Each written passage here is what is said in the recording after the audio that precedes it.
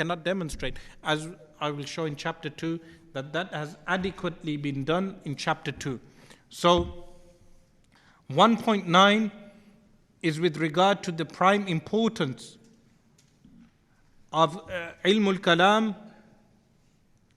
and also a reference to cults and cult blind following and miracle making and superstition.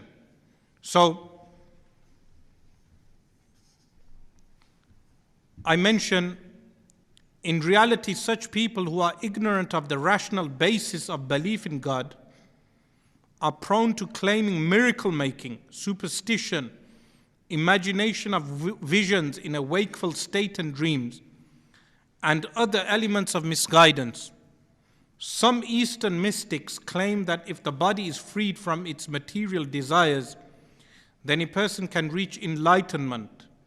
But does this enlightenment conform to a knowledge that does not contradict the rational mind? If it does contradict rational thought, then it is not enlightenment, but rather a satanic delusion or a delusion of the ego.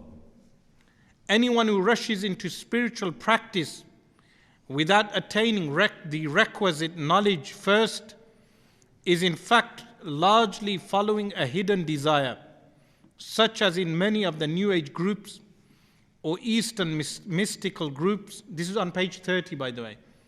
Or deviated Sufi cults, where that desire could be love of leadership, wealth, fame, notoriety, or even a desire for miracles. In fact, traditional Sufis, so I have to place the disclaimer, real authentic Sufism. Traditional Sufis warned against such people. Authentic early Sufi masters would first teach the adept rational proof for the existence of God and His divine attributes.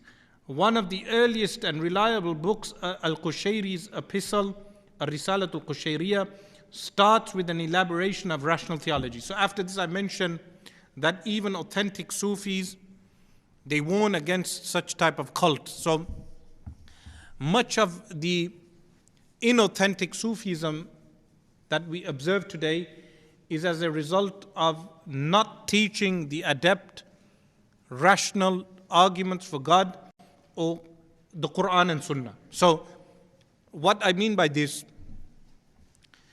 a person affiliates with a sheikh or a group, he must at least teach him either verses of the Quran and Hadith.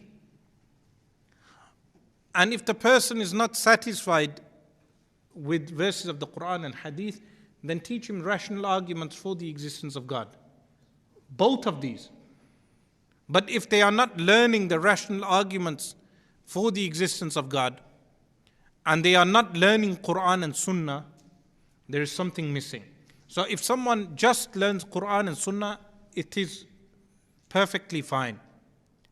But if they are exposed to rational arguments against Islam, then they must learn also the rational arguments also. It's important that they learn both.